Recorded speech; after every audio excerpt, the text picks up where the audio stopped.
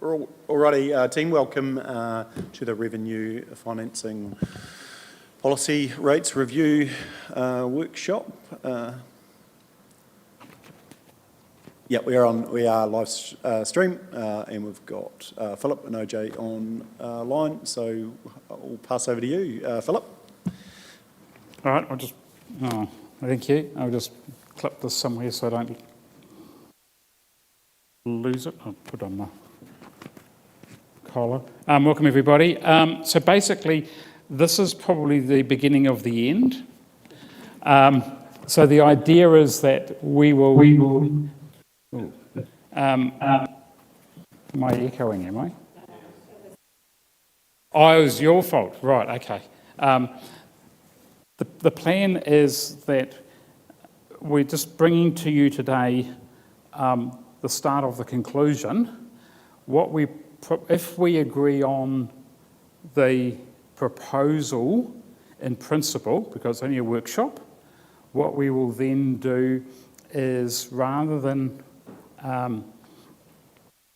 look at every single property today, we'll be here till midnight, or the staff will be here till midnight, and look at the outliers. We want you to agree a preferred option, as well as an existing option and maybe a backup option. And as part of that agreement in principle, we will then run some numbers across all the properties and make sure there are no significant outliers. And then we will bring back to you at a meeting that is yet to be agreed in timetable, a draft revenue and financing policy to be adopted in principle for consultation, together with some draft numbers that will support that will go out for consultation, and a consultation plan. Now that's probably about 6 weeks away, because there's a lot of work that we need to do to write it all up, get it legally reviewed, work out a consultation plan, undertake consultation, have hearings and deliberations, and adopt a final draft, a final revenue and financing policy to be considered as part of the LTP process on about no later than the 15th of December. So that's the countdown. That revenue and financing policy will then feed into your financials for the LTP going forward. So that's just clear in terms of the process. So technically, we haven't made any decisions, there'll be notice. So when we have the formal council meeting to adopt it, there will be options put in front of council in terms of what the formal options will be. Questions? Comments? Would one of the formal options be status quo? Absolutely. And so one of the options might be that when you adopt it, might be a modified status quo.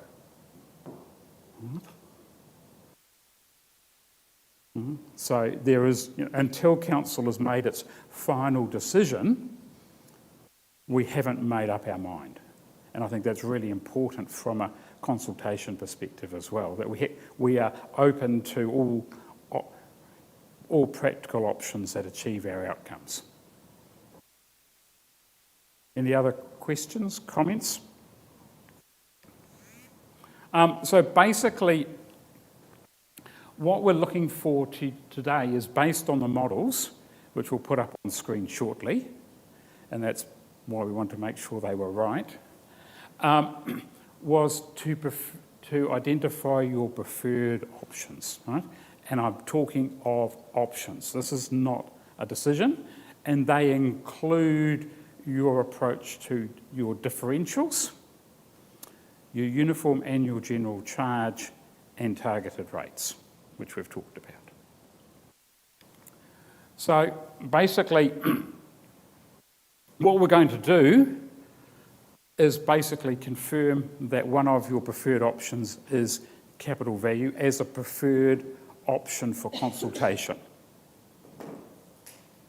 And then confirm what are your categories, i.e. your groupings of properties for consideration of differentials, and then look at the different levels of those differentials, including impact, and obviously include at this stage, we've only put in one option at this stage for consideration, but we can potentially look at, when we come back for that formal council meeting, if you would like other options for a different uniform annual charge, then we can actually bring that in, because that does play with the incidence of rating, and maybe as one of the options that we're looking at is potentially some of the options for differentials as well. Clear as mud? Right.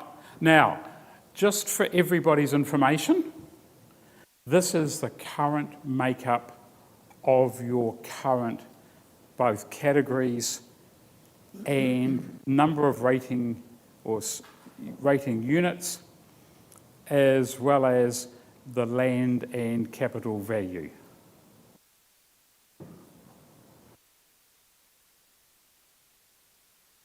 So you can see, now that's your current categories.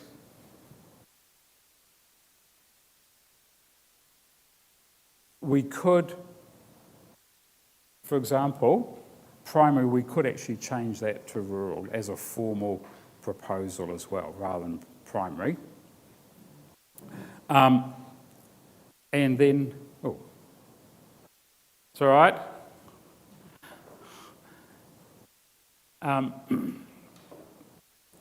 So that's just a makeup. All right. So basically,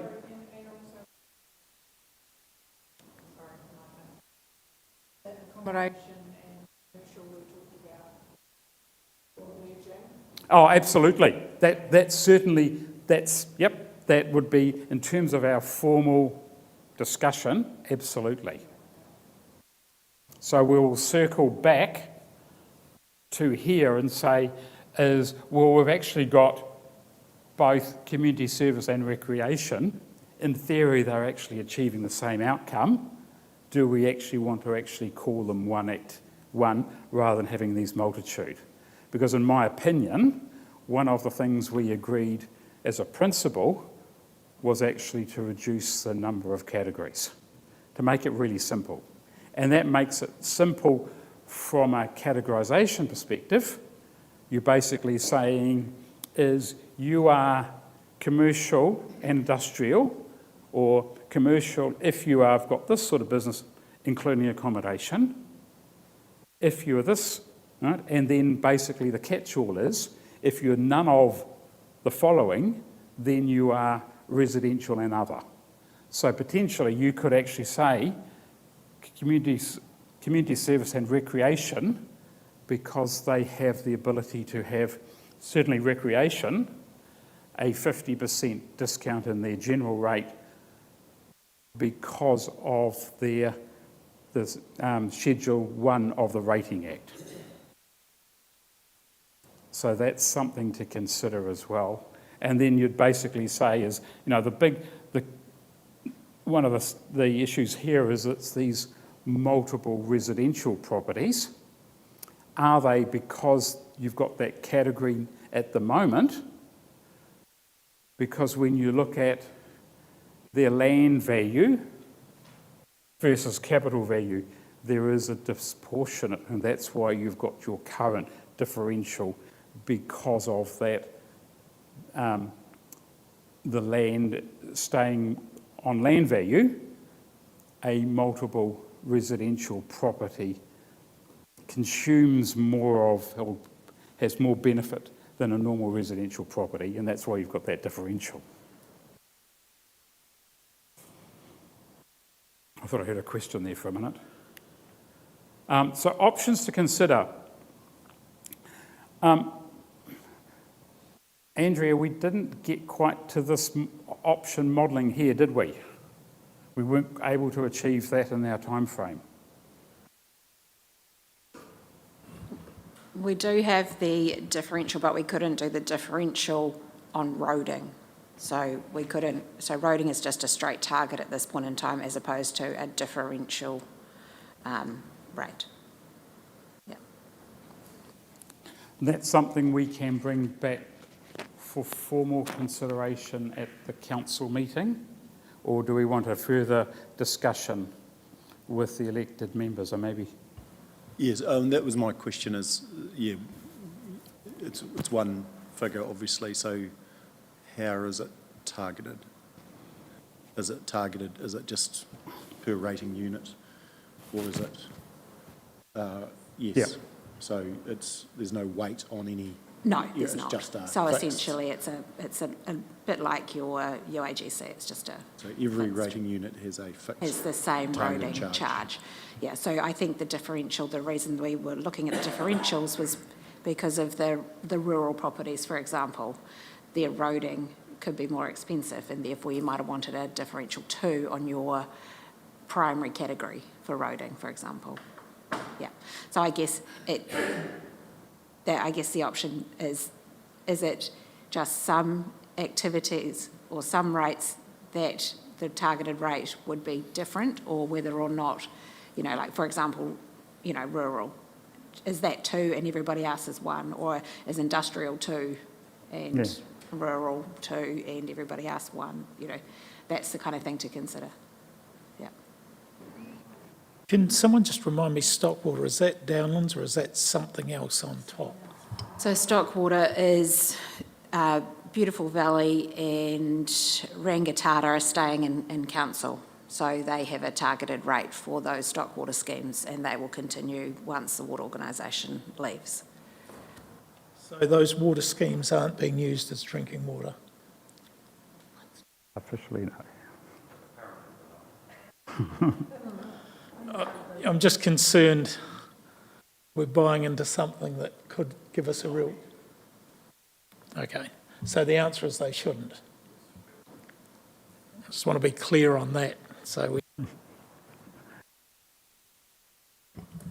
when you talk about differentials for rural roads, for example, when you think about the cost of the road and the ratepayers that are contributing to that, how are we going to go, that's a rural road that's, potentially only used by the people who live on that road versus the Rangitata Gorge Road that is used by a whole lot of people other than the people that live on there. So I can just see ourselves getting into a little bit of trouble here.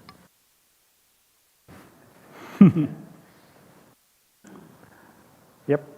I guess that's no different from swimming pools. If you're at the top end of the Rangitata Road, you'll say, I don't swim in, I don't use your library. I mean, there's certain rats you've got to swallow, isn't there?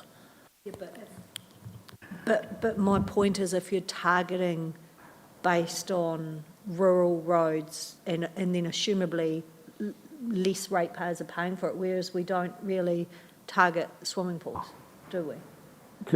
Can I just clarify? Yeah. I think it's really important that we're actually just, all we're doing is we're not targeting rural roads per se we're actually saying is that based on collectively your overall impacts, that the people in the rural area on the roading expenditure, which is going to be almost half of your rate requirement. Almost half? No, quite. No. A third, right? Got to do my maths, right? I was looking at the wrong figure. I was looking at those two figures. But, for example, it's a third of your rate. It's a third of your cost. And we do know that per property roading per kilometre in the rural area costs more than per property in the rural area. Get in the urban, because you've got that economies of scale and the heavy vehicles. Now, whether, and this is literally the $20 million question, right? What is the appropriate differential for roading, right? Now, one of the challenges you have is because we are a value-based rating system, you have actually got some properties which are more residential in nature living in the urban area, right? And the question that has been raised is, why are they living in the rural area? And what services are they expecting? And should they have also, how do we address that group of people? Because they're not true rural people, but they're probably potentially putting a more additional cost on, but because of their low proportionate capital value or land value compared with a true rural property, how do we identify them? There are ways of doing that, and it's not uncommon to have a different differential for those groups of people. They have argued around the countryside it should be less, but my experience is based on cost, it probably should be more. And yes, it was yesterday, and potentially one of your dance partners, they identified that roading would pay, or the rural on their general rate would pay a lesser differential overall. However, but only if it was rural, if it was greater than 4 hectares. The old 10-acre block. So anyone with a 10-acre block was actually paying a full residential equivalent. So there's different tools that are available when we come down to the semantics later on. Any questions, comments?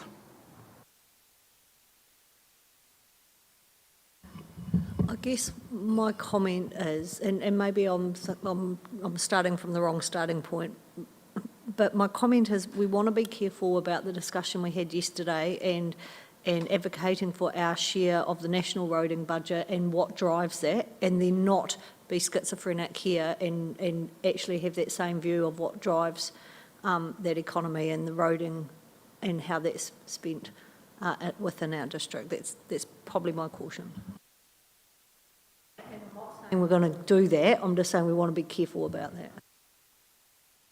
I wasn't privy to the discussion yesterday, but I probably know where you're coming from, that what we've got here with the $20 million is very much dependent on the government's priority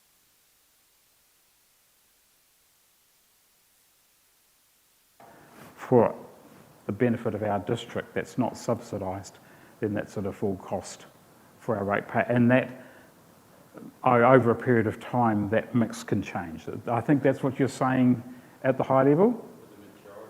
The majority of that 20 million is the other half of the subsidy. Yes, yeah. And my understanding is we put forward what we believe needs to happen here to NZTA, and there's a bit of a negotiation. So actually what we do with our rates is actually in line with your asset management plan and should be in line with the bid that we're putting up to NZTA. So it shouldn't be schizophrenic, it should actually be, this is where the money should be going.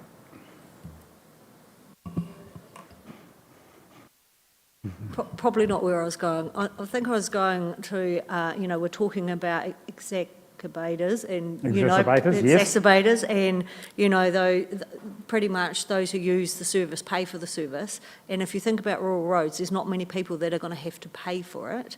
And in my mind, that makes them probably, liable for a much larger chunk of rural roads is where I feel the conversation's going. And I'm just saying, let's be careful about that.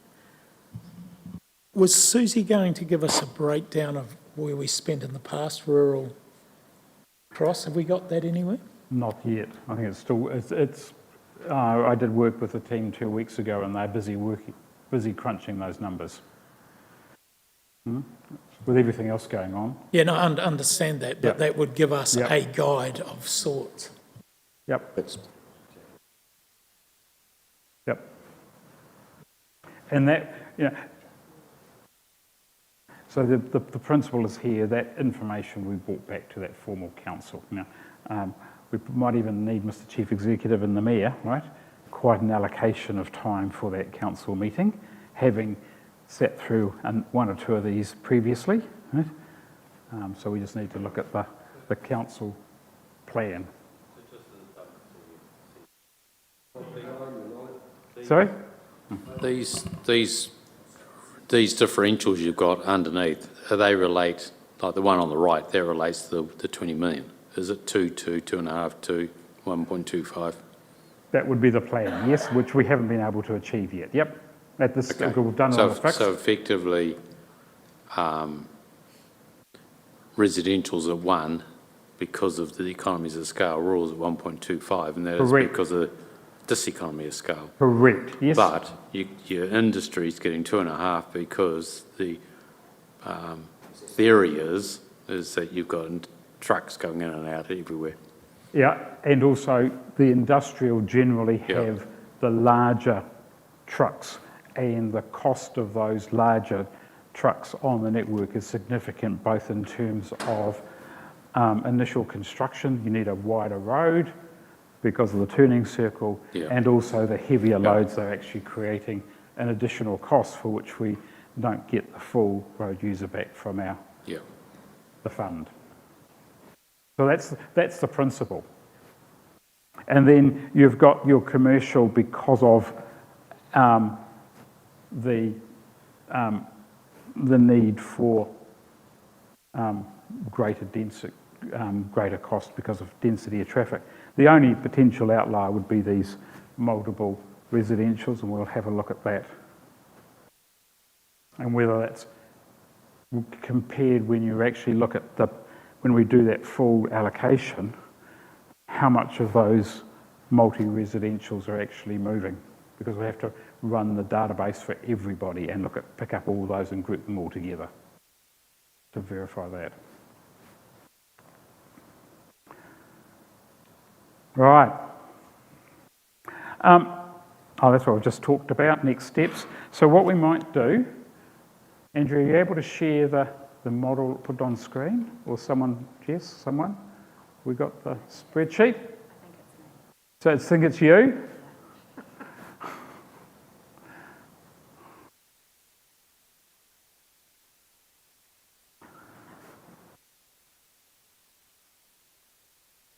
Yeah.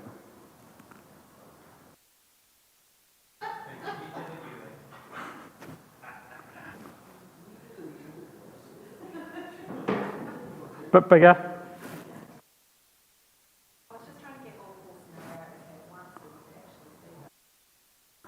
What you can do, you can get rid of your toolbar up here.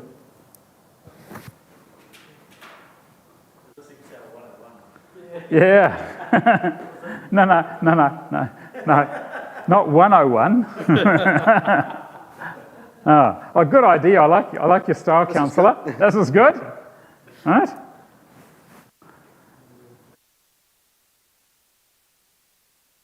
Councillors on screen, can you see this all right? Councillor Harper, Councillor Jackson? Yes, got that. Oh? Okay, thank you. All right, that's a good, all right. Sorry? Participation. What you should do is get your little yellow stickers and your green stickers and your red stickers and see which one you like.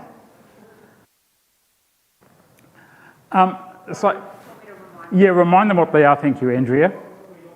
Okay. Yeah. So this is a Timaru urban residential property. 8.0 is status quo. So this is essentially what their current rates for the year is. The sum of valuation, you're actually looking at the 115, so that's the land value. Because it's in a pivot table, it's just add them all together. So the land value is 115 for this particular property. 8.1. 155, sorry. Yeah. Sorry, Andrea, so the figure at the top, is that the total? 2,325 annual rates.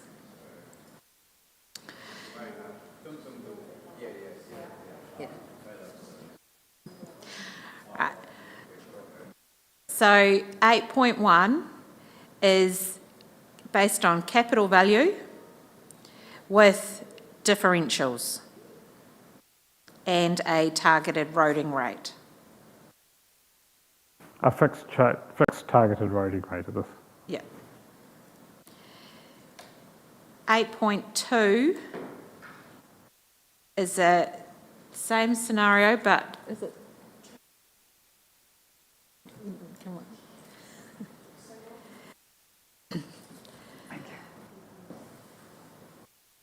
So what did 8.2 end up, that one? Which one have you got up? You need to get PJ's presentation. I have. You need to do another column with the differential, so you can... Yeah, Yeah. that's a, Is this PJ's presentation? Yep. Sure, because it's not... oh, okay, I'm with you, yep. I've just forgotten what you said the 8.1 was. Okay, well, yeah, and when Andrea can put it on, okay.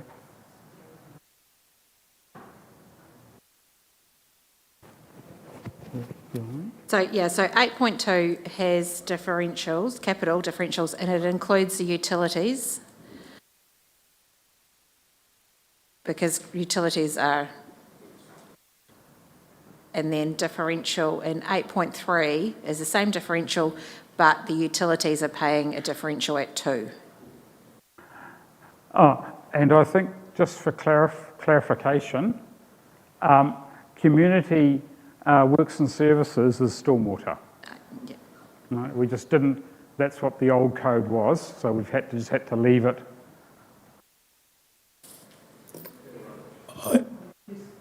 Looking at these, there's no big difference, or there's, like, within reason, I want to see the other side. Oh, yeah, just don't panic, right? We've only got 600 rows to go, all right? So just stay in your little groups, right? And we'll scroll down. Can you just explain what's driving the change in the UAG? Yeah, so we basically at our last workshop we talked about what the UAG, with the removal of the 3 waters, so what we have said with the UAGC, it's now at, remember the 30% cap? It's basically saying it's at 25%. So if we wanted to play with the UAG as one of the options we bring back for next time would be what would happen if we went to our max and what would happen if we went to 20%. Because remember, the higher the UAGC, it affects the high value properties.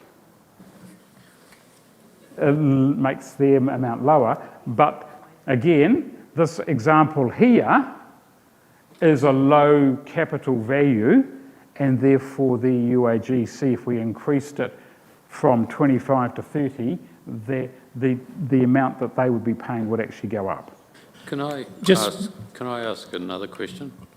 So if you put a roading targeted rate there, I'm assuming that's sort of more or less saying that that is ring fenced to roading.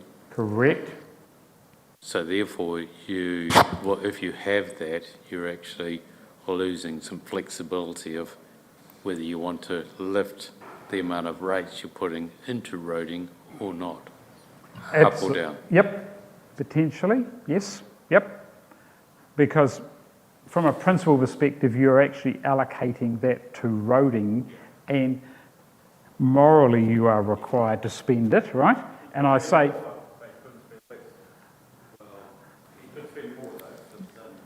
Yeah, no, the issue is, so morally, right, you could spend more, but you couldn't spend, if you spent less, you would actually have to then allocate it to subsequent years.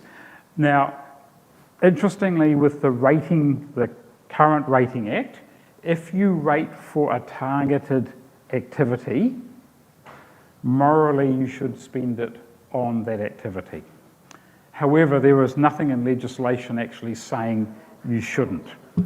Unlike the pre-2002 Rating Act, there was a restriction. So if you rated for something, you could only legally spend it on that. But morally, right, and I've seen it happen, there was the council I'm involved in, they took some money which was covered off for a number of things, but they said primarily it's for this. That didn't happen, and they've now consulted with their community and they're now spending on something else. Councillor. Just one question, and it may not matter, but I'm interested. 155,000, is that a nominal sum? Because it doesn't matter. Because I'll use my own property, for example. My land value is 335,000. So are we using an average, or We've got a range here, councillor, right? Do you want to scroll down, keep going, Andrea, right, which might answer some of your questions?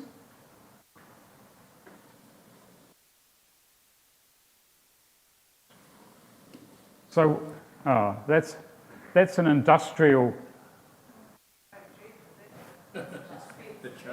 Sorry?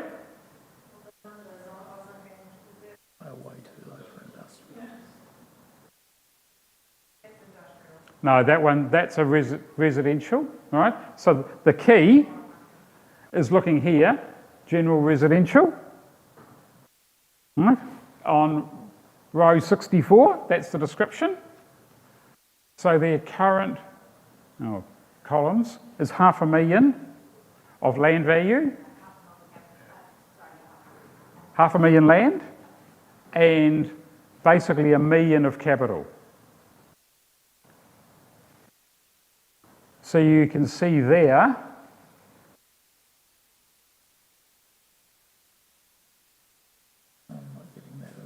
between options 1 and 2, and 3. So again, the majority of residentials aren't seeing significant change. Now, these are sample properties. What we haven't done is looked at every single property. And you're going to see some extremes where you've got low land value and high capital value, and vice versa, where you've got a high land value and only a very small capital value.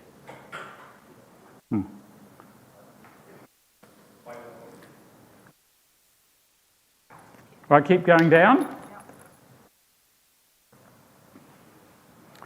What do we got here? So again,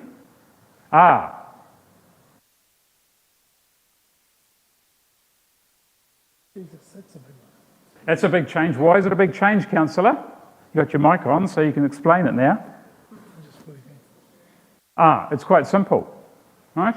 You look at your land value and look at your capital value. So basically that's almost an empty section.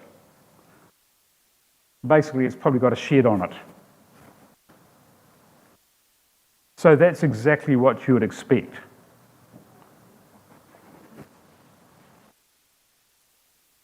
No, in my opinion, no surprises.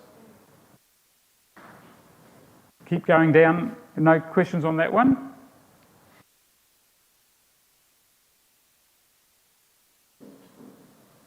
Okay. no change? No significant change. So basically land value of 210 and capital value of 470.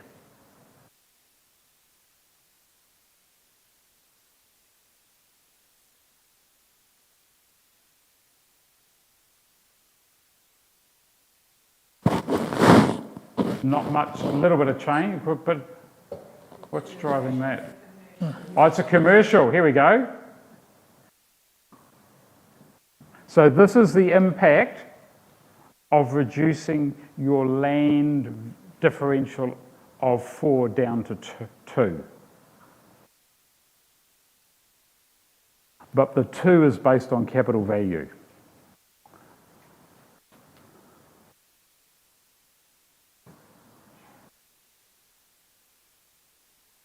Next sample.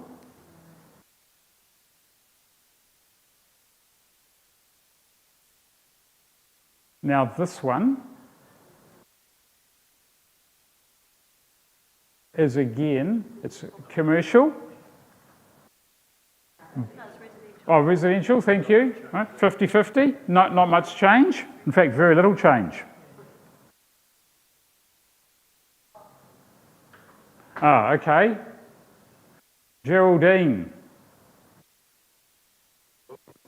Whoa, yeah, but why? Right? Sorry? Lock it in? Yeah, but oh, Philip Harper. Oh, yeah, but the question I have is why?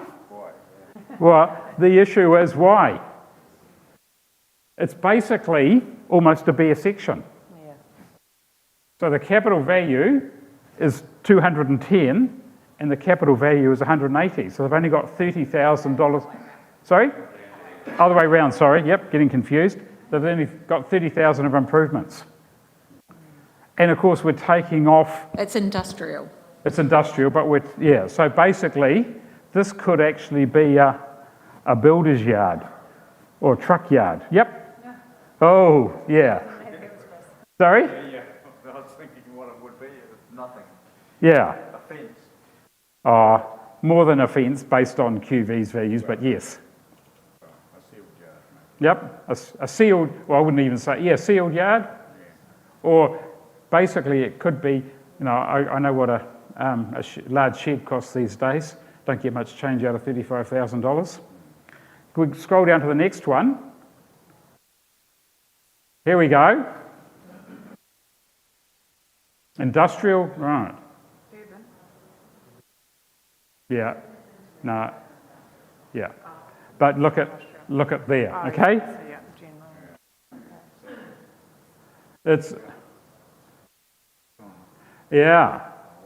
It's gone up a lot. But it's got a capital value of almost 3.5 mil and a land value of only $500,000, roughly. That's not bad.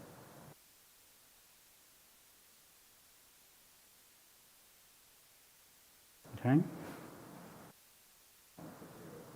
So, yeah.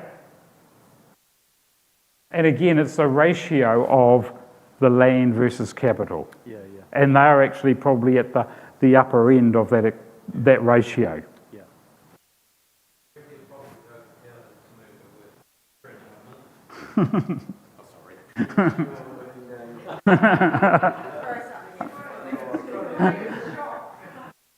The chief executive shouldn't make political comments, should he? Right, so. Sorry, can you repeat that? Right, okay. Now, anyone can identify this property?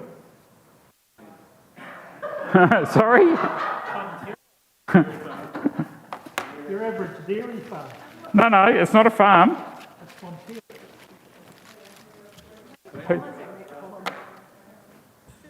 Andrew, are you able to put commas in that column? Because it's really awkward when you're... You can just, is this Excel 101? Just highlight the whole column. Oh, sorry, okay. It just makes it easier to...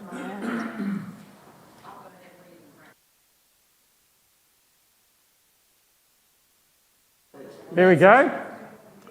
And you can get rid of the sense. But it's just trying to make it easy to read as it flips round.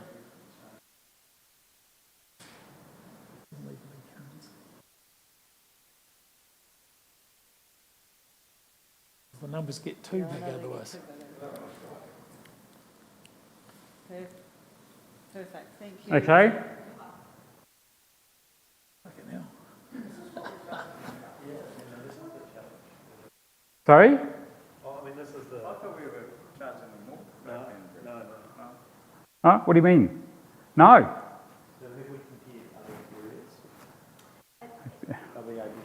Yeah. And same with that L column, actually, you get rid of the sense. They're actually 350, but most of that's regional, so only 115 is our portion. Dig into the actual line, some of the regional, some way of regional. But yes. Yeah, it'd just be interesting to go what's Darfield Plant paying versus a family. I do have that information. But once again, it was a tax regional.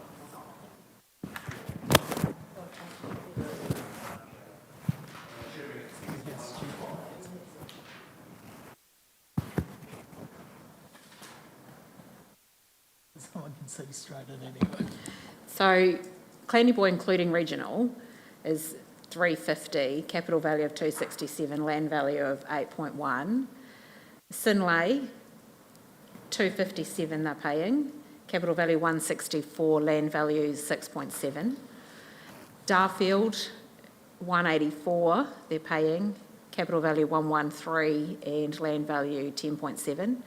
Studham, 53, capital value 29.7 and land value 1.3. And Edendale, they're paying 539, capital value 214 and land value 15.6. So Edendale from a capital value was starting to get into the ballpark, starting. Starting to, but. Yeah. Yeah, it's interesting. It is, yeah. Yeah, yeah. I can't remember what Southland do. I can't remember off the top of my head. I think Southland does actually invoice on behalf, yeah. So that's your standout ratepayer team.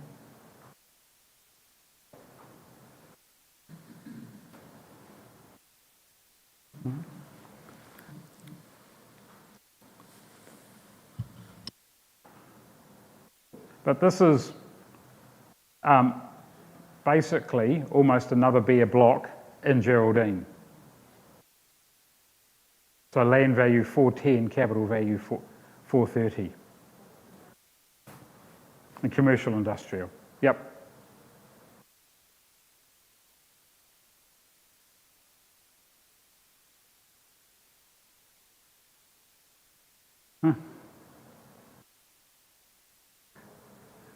And again, this is probably a residential property in Geraldine, almost to be a piece of land.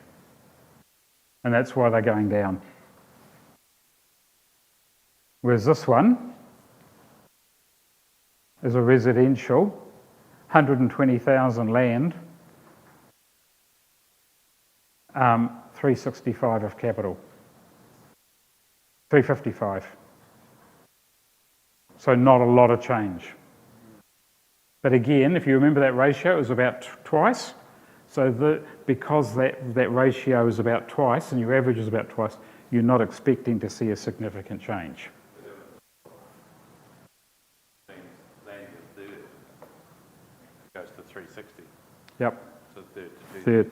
Yep. So actually, Yeah. Real examples, aren't they? Yep. Yes, they Yep. are. Yep.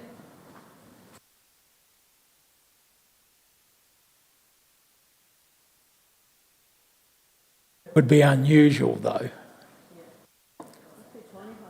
Must be a tiny home with something really small. Yeah, oh yeah. It could be a bare block with a garage on it. That's Yeah, it. I was going to say that's. Yep. Or a house that's about to fall down. Yep. Remember my beach house, Waiheke Beach had a capital improvement value of 80,000. So similar movements, so that's why I'm just scrolling Yep. through these ones. Here's Temuka Residential.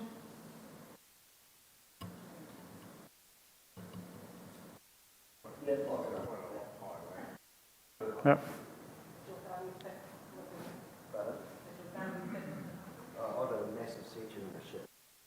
Oh, therefore yours is going down, mate, yeah. Oh, bias. I didn't hear the conflict of interest being announced. Right. All right.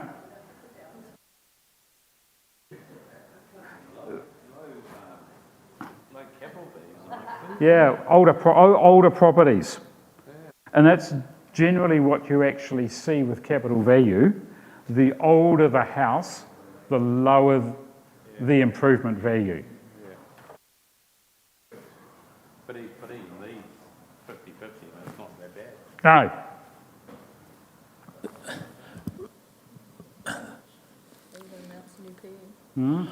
I guess there is that catch-all though, because QV base on land value, and if your neighbour puts 2 units on a section, the land value goes up.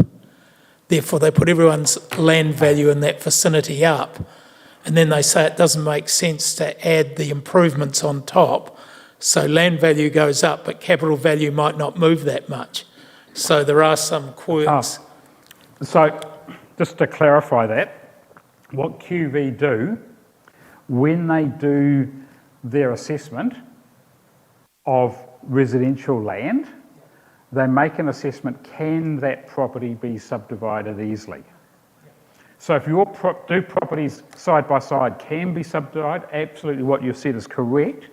But if you've got a house that straddles where you could subdivide, they discount the size of the section because it can't be subdivided. I've seen it done. I had to do an exercise critiquing QV's values for an area, and I knew some properties, and that's exactly what I did. So two identical properties, both of 800 square metres. One, the house straddled, so you couldn't subdivide it. Round the corner, there was an almost identical section, but it had a higher land value because there was where the location of the house was. It would be very easy just to demolish the garage and put another house at the back. So their land value was higher. So that's the principle. What have we got here, Geraldine?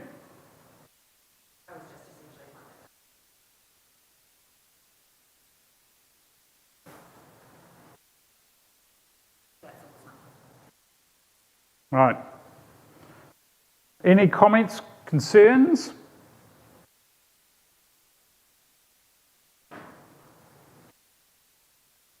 Surprises? We've done residential, we've got utilities to look at.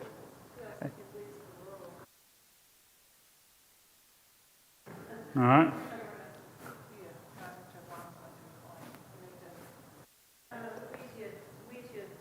Your farm? Not in that sample? It wasn't in the sample.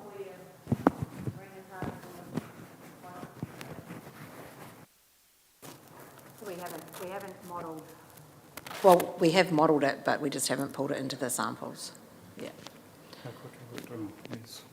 We'll just wait till it gets back. All right. Do you want to use utilities? That other?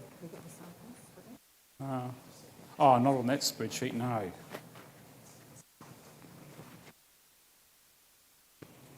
Because it was on that other spreadsheet that she sent. Yep. Yep. Utilities and rural properties.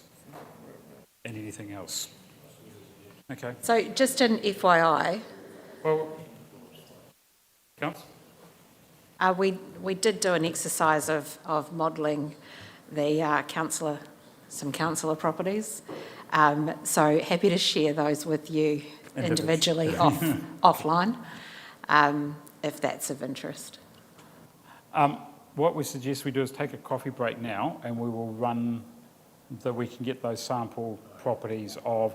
So we'll do rural, utilities, anything else that councillors want to see.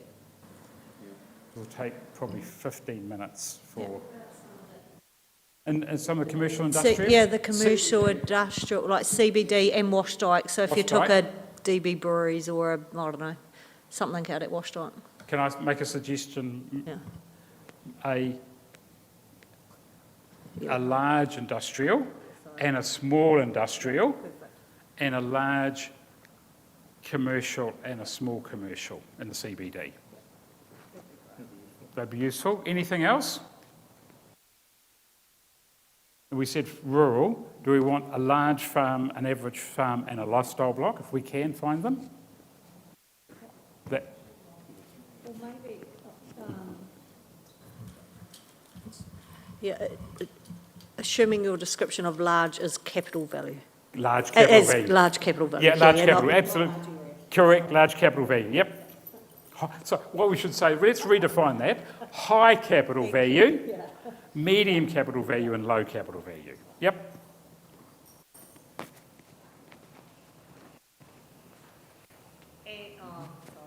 Yep. Too complicated? I'm just thinking about, with that one, we used examples where there was quite a difference between land value and capital value, you know, like in those residential ones, and then we had examples where there was very little difference between land value and capital value. And yeah, and it'd be interesting if we had a couple of them. I could give you one. Yeah, probably not for today, because we. Yeah, absolutely. The outliers, and that's what we don't want to do. Trying to find the outliers, right? Takes a bit of work, but it's quite easy just to find those sample properties. Yeah, like the Fonterra one. Yeah, it's pretty obvious, right? But we'll find those other ones. But then trying to find the outlier, you actually need to look at 2 data sets, and that's where the problem actually takes time to actually find. All right, thank you. We adjourn for 15:20.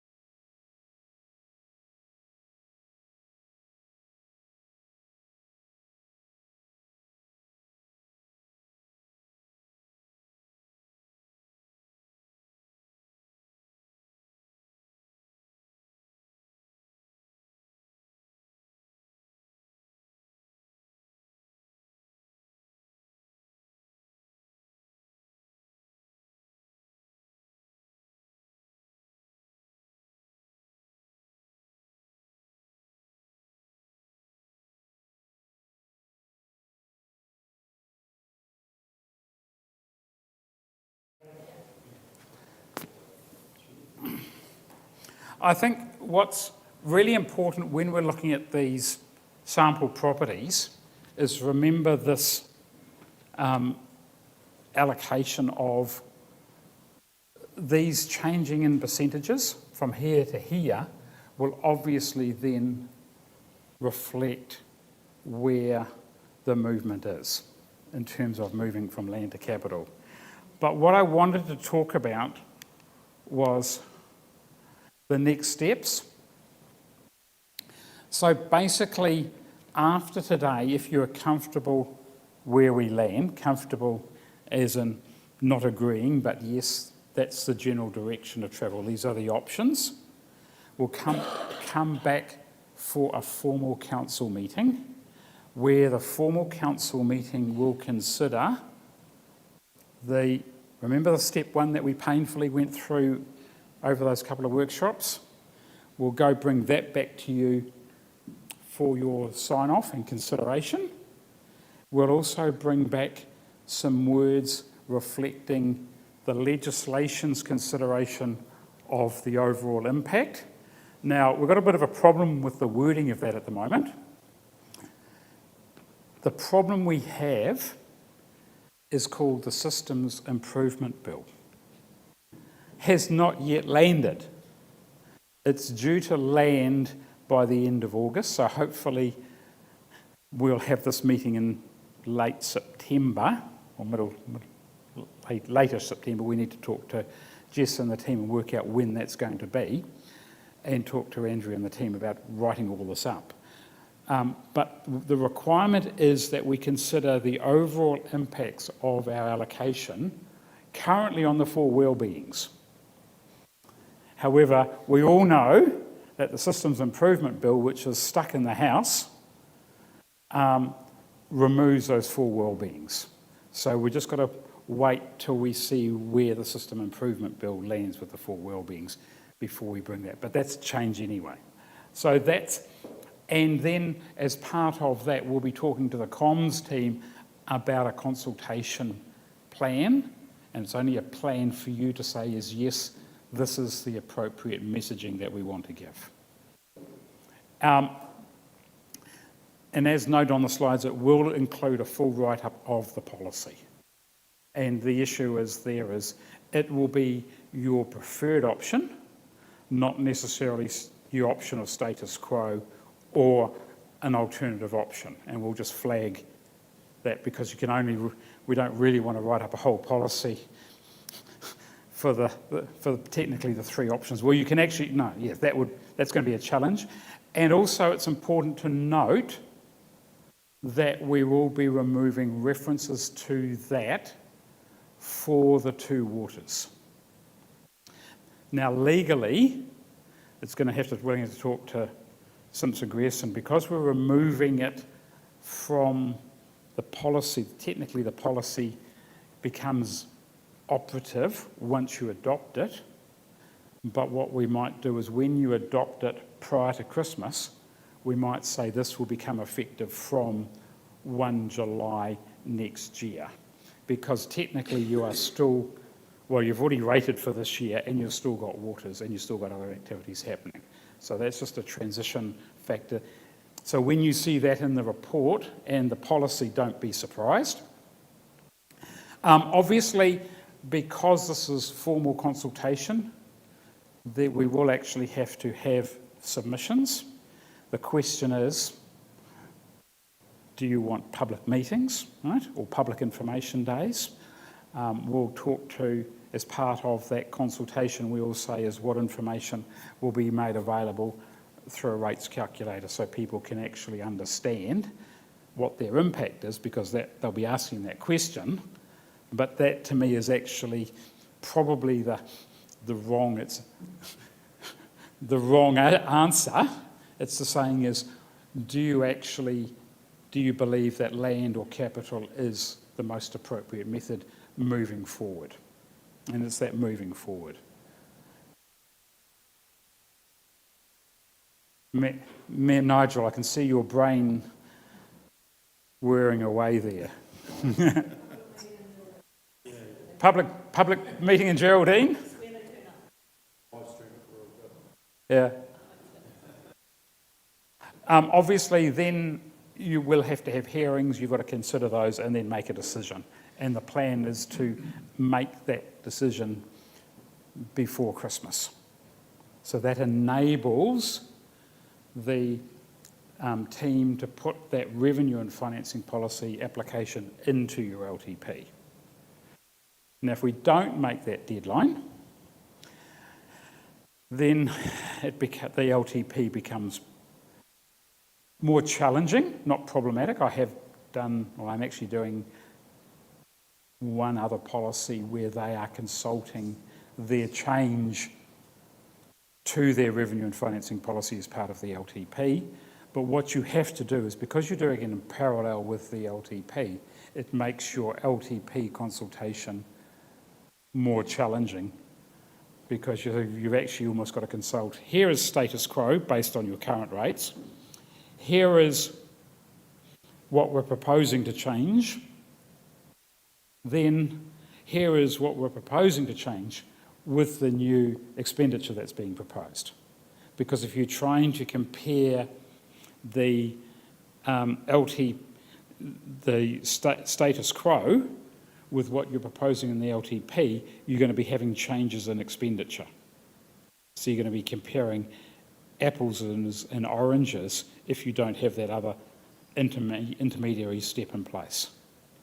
And that's a challenge for our residents and ratepayers to understand that change because of the policy and the change because of change in expenditure. And that's why we're aiming to get it done before Christmas. But if we don't make it, there is a plan B. I don't like plan B because it makes the LTP more complicated. Questions on that? Right, how are we going, Andrea? Are we almost there? Sorry? 5 minutes? Absolutely, general questions. So I was just wondering, when we were talking about and having those examples, and we were talking about like empty sections or whatever sort of thing. I mean, it appears that if we move from land to capital, then a non-improved section or a rating unit that doesn't have much on it, so yes, there's not much increase in capital value, would, I guess, is there an incentive for people to land bank? That was a question that was in my mind. And I don't know the answer, I'm throwing that out there. Really good question. The issue is, for me, that rates make up a small amount of the holding costs for an individual of their property. Unlike other jurisdictions, right, where the rates can be substantial. Right? Normally it's the interest in principle, or they're actually doing it for another reason other than land banking. Interestingly, Queenstown Lakes has a differential on vacant land because they're on capital value. My initial assessment, I know we're being publicly live streamed here, is it hasn't made a significant difference to land banking in Queenstown. But that's Queenstown, not Timaru. There are other incentives to land banking other than the implication of rates. Any other questions, Councillor? My other question was just trying to understand the impact on rentals, the whatever it's called, multi-residential. And I don't think we had any. No, we didn't have any examples of that because there's only 193 of them. Yep. Yeah. But certainly we will look at we'll look at all 22,000 of our ratepayers as part of identifying standout ratepayers and the implications for the adoption meeting. And once we have, as we go through that consultation process, obviously if they're a standout ratepayer, we've got an obligation to talk to them, right? Just like we brought up the example of the Fonterra Dairy Factory. We've got an obligation to talk to them and say, because we're doing this and this, this is an impact on your rates. And again, there are other tools that are available to council, which we need to, we will look at those standout ratepayers and say, is it appropriate that we actually have a remission or a postponement policy? Now, interestingly, this is another advantage of doing it early in terms of the revenue and financing policy. If we find out even after you have adopted your revenue and financing policy, hopefully we'll find out beforehand, but even if we don't, worst case scenario, as part of the LTP, we can introduce a remission policy, or we can make a minor amendment to the policy to reduce the impact of them. So we're actually really lucky, probably by design rather than good fortune, that we've actually got 2 bites at the cherry. So we got the consultation in October, November, and then if there's any minor amendments, we can do it as part of the LTP. Remind me, where did we get to with Airbnbs? Because multis, motels all say they're getting a free ride. Oh, that's we didn't. Where would you like to land on them? Well, there's an issue of fairness, I guess. Yep. If you're using your residential home as a business. Yep. And competing with other businesses that are paying business rates, there is an argument there. I mean, Mackenzie's got their Dob It In campaign going at the moment, haven't they, for Airbnbs? I wouldn't call it a dob. I can't comment because I was at a public meeting yesterday. I think that was the headline. Oh, yeah, well, it wasn't a dob it in. No, we're out to find you. Sorry? Yeah, no. Dobbing in means the neighbour rings you up and tells the council, right? This is basically, they are identifying anybody who's advertised on Airbnb or something, and they are treating them as if they were commercial. The challenge with that approach, it's great if you're totally Airbnb-ing your whole house. The challenge is if you have got a flat that is part of your building, how do you actually apportion that as capital? Because the primary purpose of the property is still residential. Now, if you were doing a total house on Airbnb, absolutely, in my opinion, it's commercial in nature and you should be charged a commercial rent. And that's my view. Right? So maybe as part of our work, we will be bringing some definitions of our groupings of what is commercial, and if there is strong feeling around the table, we would look at an appropriate definition to include Airbnbs. And I'm going to pick on the rural people who run Airbnbs. If they have got a cottage on their property, we can identify, you can ask QV to create what is known as a plate.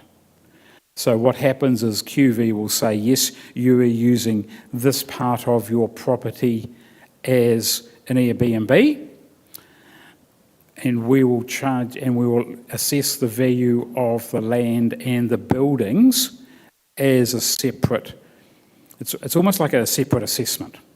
So you'll get an assessment for the main part of the property, including the main dwelling and the land, and then you will get an assessment for that cottage and the associated curtilage as a different assessment, and you would pay commercial rates on that. You'd also be paying separately used inhabited parts, so be paying a separate UAGC as well. So that is certainly one way of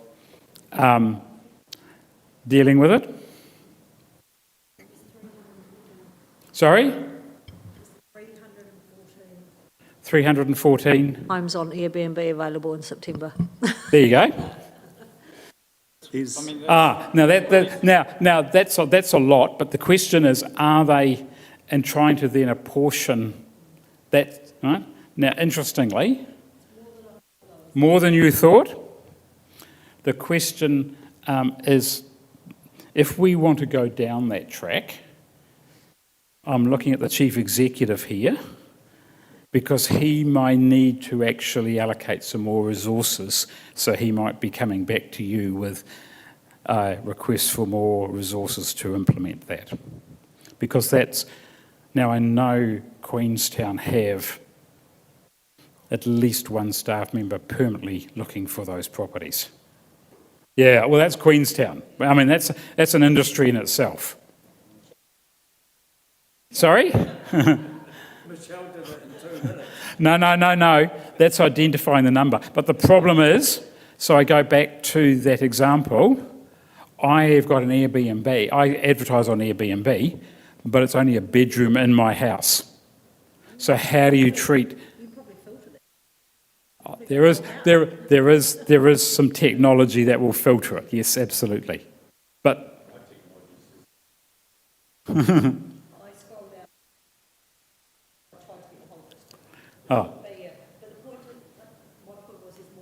more than you thought. Yep.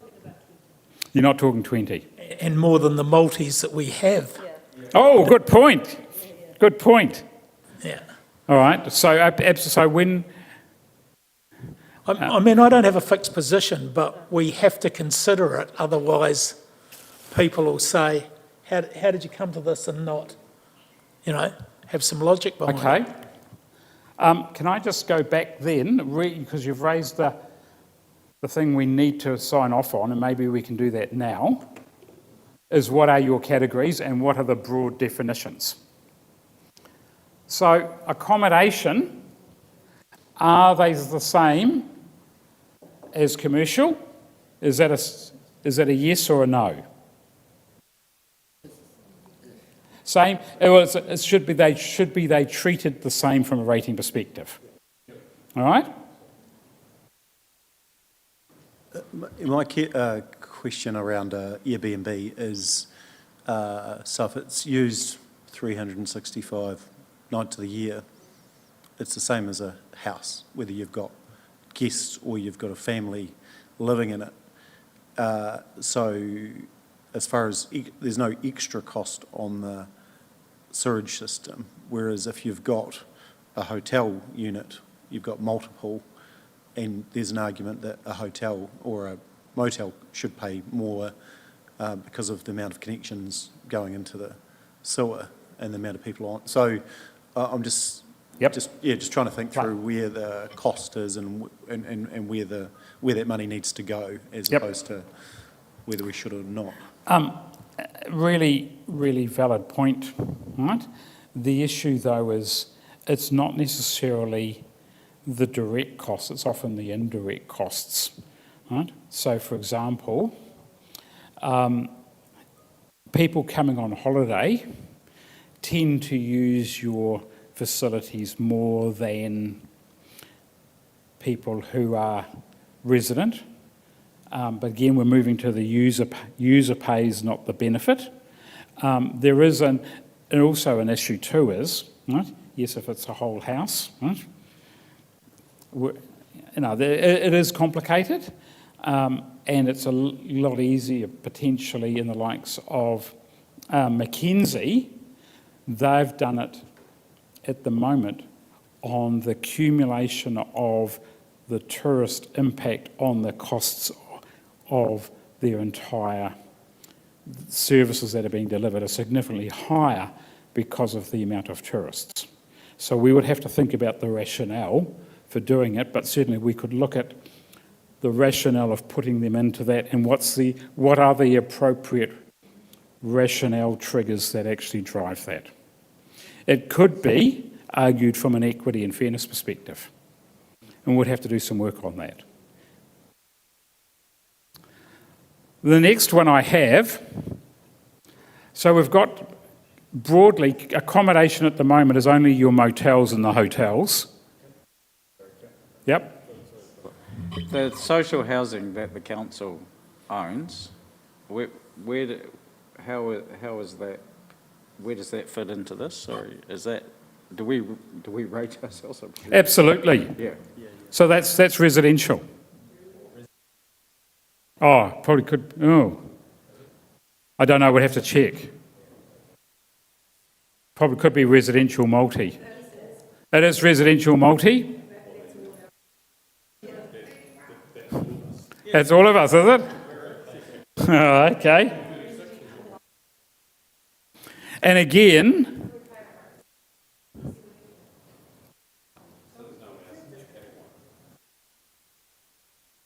what?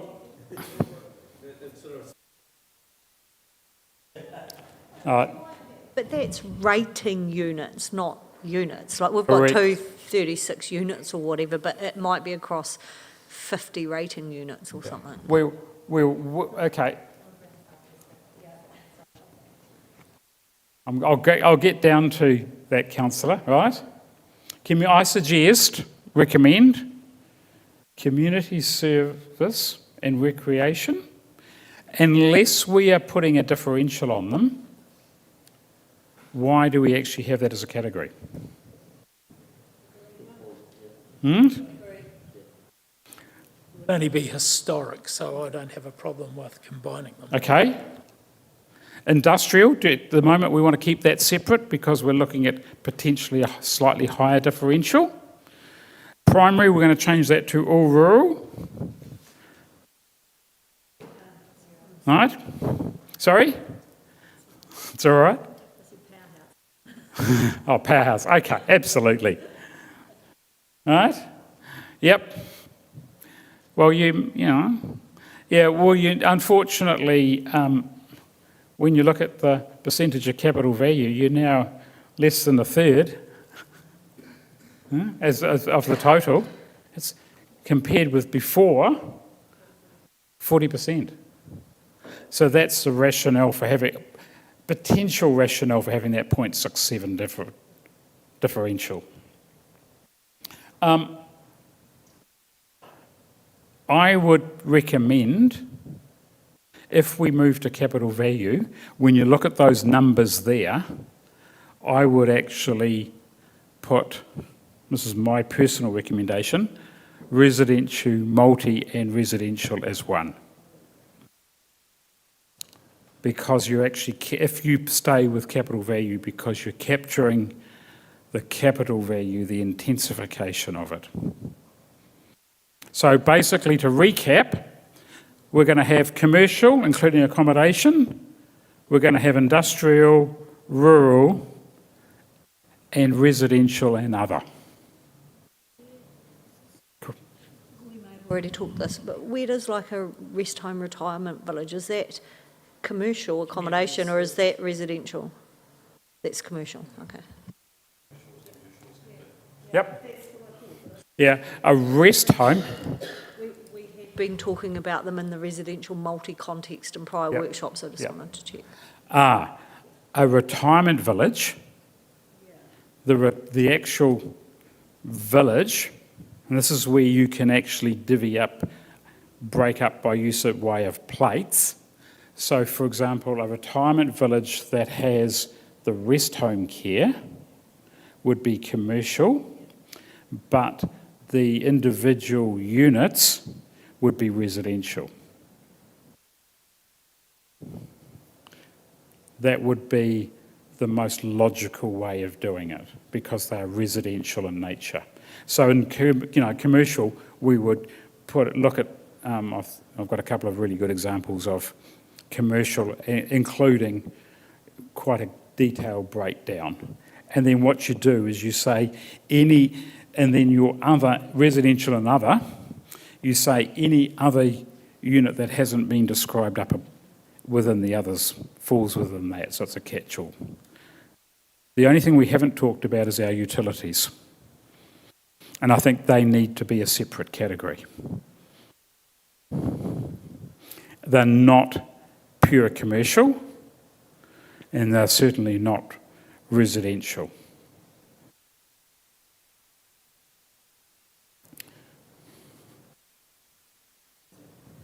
They're not being charged at all at the moment, though, are they? They're being charged to UAGC. Or some of them might have a small piece of land. Or how does, I'm just trying to think how the hierarchy works. So if you're a utility, you're a utility, but if you're in a, I'm making stuff up here, you know, rural, how does that hierarchy work, sorry? So, good question. So hierarchy is a utility operator is normally, there is actually a subject to a different valuation mechanism. So in the valuation rules issued by the Valuer General, there is a process for valuing utilities. Yeah, I know you are, yeah. So the issue with utilities is that they actually use council or NZTA road reserve. So people who have actually got the right by law to put their infrastructure into a road reserve. I'm thinking like Mayfield Hines have those, you know, canals on the side of State Highway 1. Yep. I assume is in the road reserve, I don't Correct. actually know. Yeah. So then do they become a utility? Correct. Now, irrigations is interesting because what is a plant with the irrigation with the, right, and the pumps, etc., because plant and machinery are excluded from valuation from that. Thinking, so you have a scheme, it owns land, it's got ponds, Yep, not a utility. correct. Then it has canals on the side of State Highway 1 in a road reserve, Yep, a utility. yes. So are they getting, how does it work? They would be getting so legally, they would get 2 rate bills because they are a rating unit, right? And it's no different than, you can't use New Zealand Railways because they're exempt, right? But let's talk about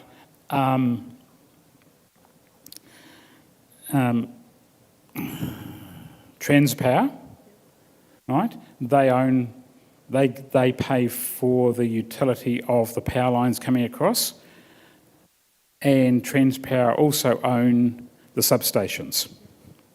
So Transpower gets 2 rate bills, and they're already getting a rate bill for the land for the substation. Under capital value, they will be also then getting any value or capital value associated with the substation, but not any plant and equipment as part of the substation. That's where that specialist valuation is required. Does that make it, so therefore your irrigators should be treated the same as something like Transpower? With Transpower, so I'm probably overthinking this, so you're saying substation get that? Yep. Or their power lines, only on road reserves? Or on private land? On private land as well. How is that fair? Well, so it's because Transpower actually own the asset. The farmer doesn't own the, which is, I think, the power lines across, farm. That's not on it actually devalues your land. So then go back to irrigation schemes, a canal on private land will still be a utility. Don't have to. Yeah, so that's it's quite would have complex. to talk to the valuer about how they would do that. Yep. And this is. I mean, I know. I was talking to the Assistant Valuer General, and certainly irrigation schemes are starting to do their head in, right? Because it's so complicated. They've got value, councillor, right? Right? All right. All right.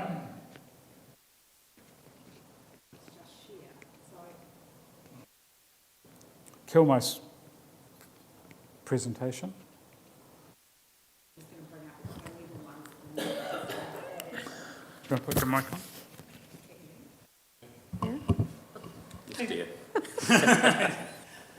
Thank you, Chief Executive. So, sorry, Philip, just on that, if we're consulting, we will have to have a number for the utilities. Yep, oh yeah, we do have a number for utilities. Right? I've got the model for that. We've got a model for utilities. Just one moment, please. Good question. It's based on what is in the rating information database that has been provided to us from QV. So QV are the database. Well, they give us the data.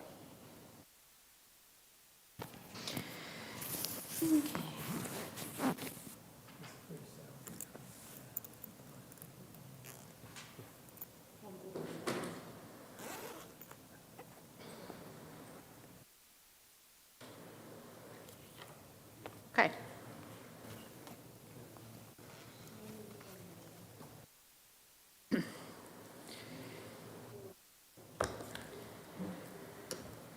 Do you need to make it a bit bigger? Go to the big screens again, probably. Yeah. So these are additional sample properties that we've just loaded.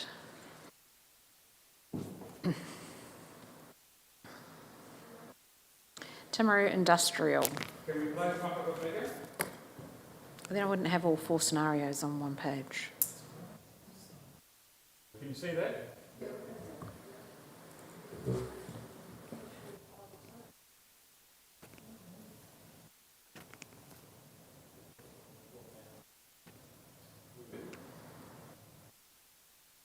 It's an industrial. Yep. Yep, these are industrials.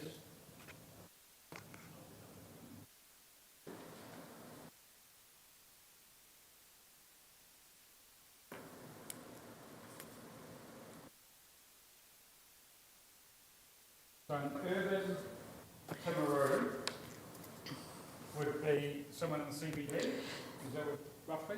I know this is industrial, so So this is industrial- out at Washdyke. So industrial's gone from a differential of 4.35 on land value to 2.5 on capital value. And 8.2 is a differential of 1.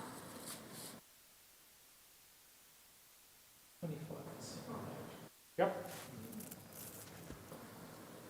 And if you go to 1, it's substantial.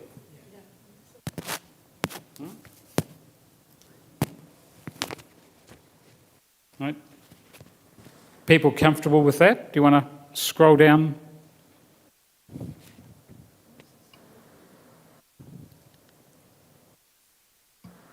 So, assessment. Next assessment. So this is a commercial, It's a commercial, a CBD. very large one. Yeah, current land value of 1.9, capital value of 13 million. So you asked for a large one.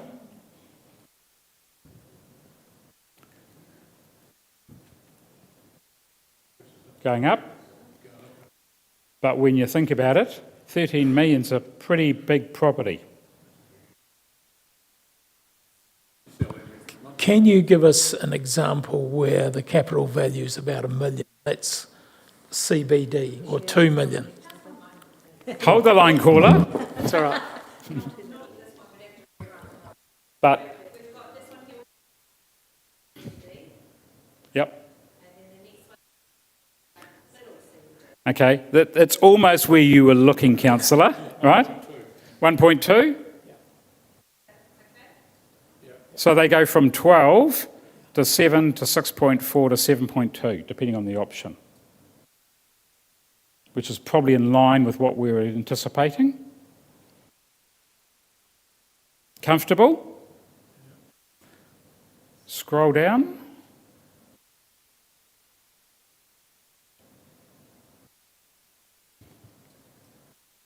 Oh, here we go. 16 million land value, 20 million capital value, rural property.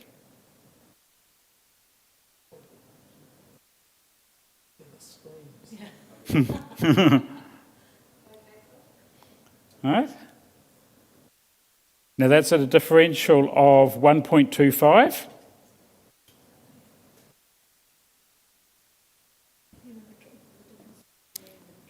Yep. Ouch, right?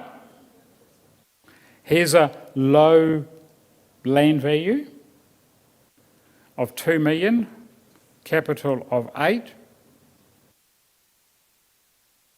So the top one, right, is only a small total increase, so this one is substantial.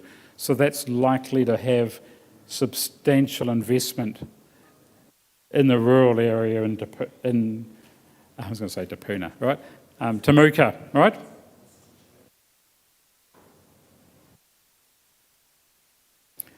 The next one down is likely to be almost a bare piece of land.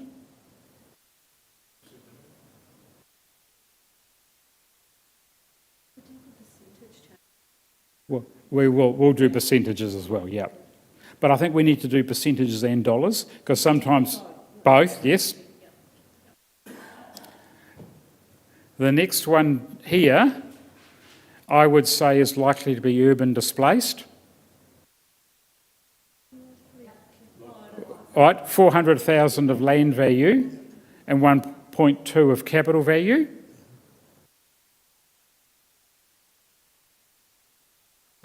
Yeah, and isn't that who we're trying to, right? Yep.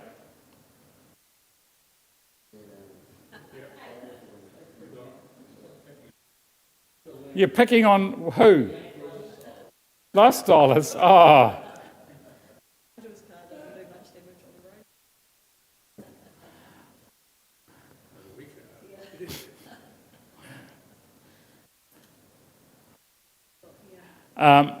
We've got a small commercial. So land value 88,000, capital value 220,000. 30% drop.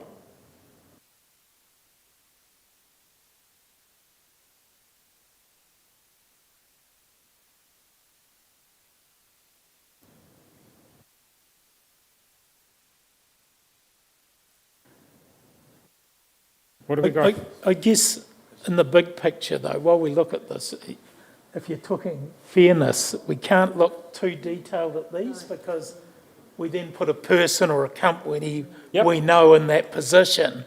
Yep. So we've got to look at both. We've got to look at the cumulative, right? And the overall impact. Yep. Because I was just looking at the primary, and we said there might be a case where some of the rates looked as though they doubled if you're running a small business. And I look at Fonterra and we're saying, well, we might make an adjustment to let them change over 3 years. Are we offering the same to smaller businesses? You'd have to do the same. Yeah. Yep. You could not offer a differential step change to individuals. Yeah. You'd have to do it collectively to everybody. The only... Absolutely. Yep, someone else has to pay. And how do you work that out? Is that just a percentage over everybody? Well, no, you'd have to.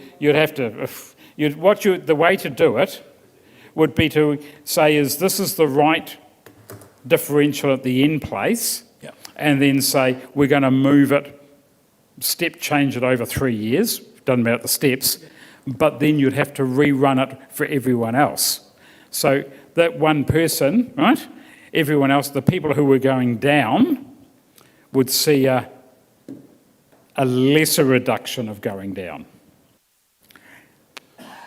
And you'd have to be very clear as to your rationale for that. Right? And I know Hutt City, and it's public information, got themselves in a bit of a tangle over that very issue. They did it not over 3 years, but over 10 years. And what happens every 3 years? You got revaluations, oh my goodness, right? So that's, and also businesses and property changes in terms of its use over 10 years as well. So 3 years would be the absolute max that you could do it by. But you'd have to have that really robust rationale. Right? Utilities. All right? And this is where you're going to see some real pain.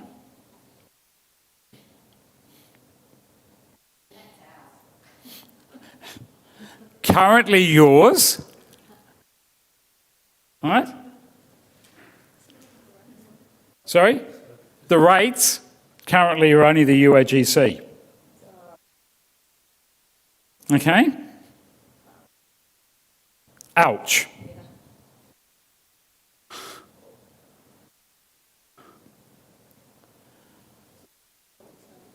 So what are we Philip, you got something to...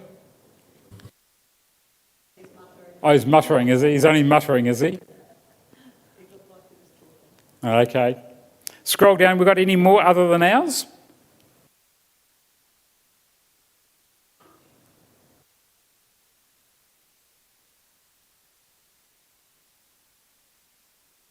So are we basing those on what other districts have done or a target number? We've gone from nowhere to here. So currently, what's the differential? It's one? Currently, they just pay UAGC. Yeah, currently they pay UAG. Yeah. Yeah. Oh, but what do other Oh, regions? Where did we land from UAG of? So they've now been 1,200. included in the capital value at the differential 1 or One. differential 2, depending on the, so they're differential 1 in model 8.2 and differential 2 in model 8.3. So what utility is this? I don't know, I'd have to look it up.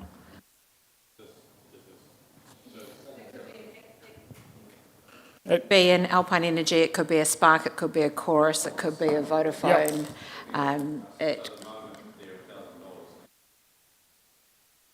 Yes, yes. But if I go back to the top.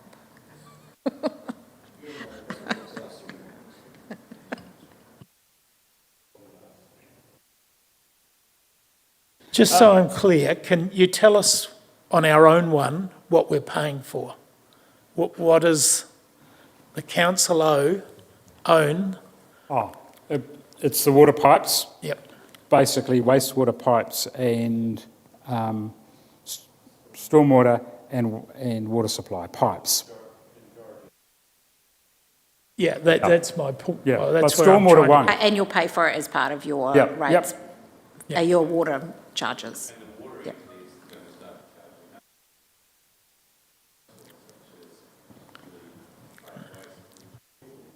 Yep.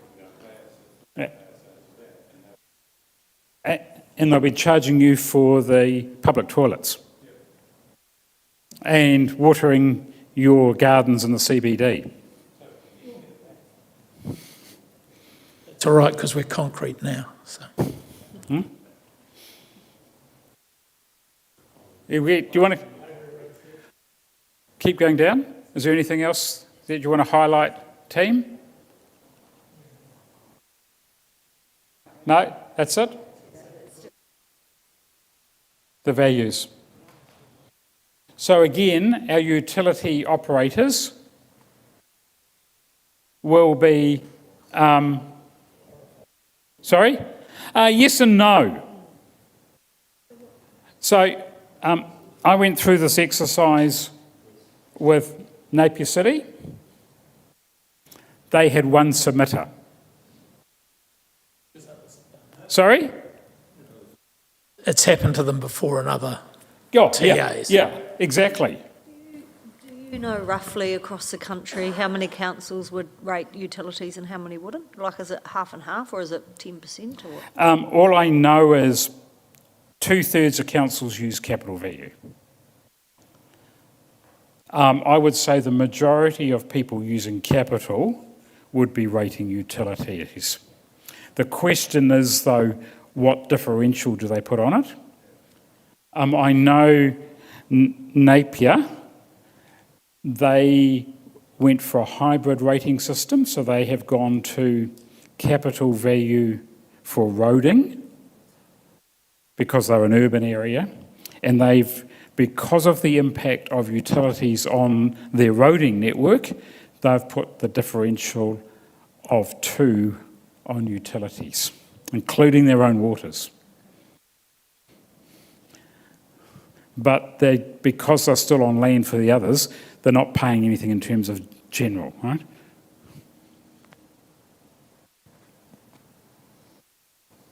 Do we have a ballpark figure of what income we'd get by doing that? We get no more income, councillor. Correct. Oh, we I'm could. just interested in the number. Well, I could. No, we don't have it on here. I think it's. I did the numbers. I think. Oh, help! I'd have to go back to a couple of slides ago. I think it's about 1.5%. Or was it 5%? I can't remember. Yeah. I can't. We will put that in the final report. Yep, absolutely. That final report's going to be some bedtime reading. That's what I mean. That's the whole idea of bedtime reading. Yep. So you know how you had the slide that showed land value, this is a percentage, Yes. and capital value, this is a percentage. Do we anticipate that we will go current rates with differentials? This is a percentage of the pie that everyone's paying, and the different proposals. Is that the plan? Absolutely. Perfect. So basically we'll take the data from this and put it into that table. But again, that's part of that overall looking at everything and then drilling all the way down.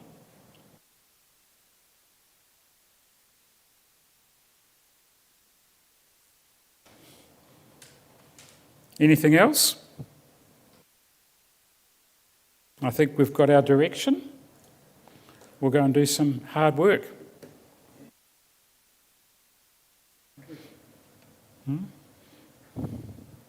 And I said we'd be wrapped up by 12 o'clock. All right? Nothing further? Phil, if we can, and just to reiterate something that Councillor Piddington said earlier on, we're going to get that data from Susie so that we... Yes.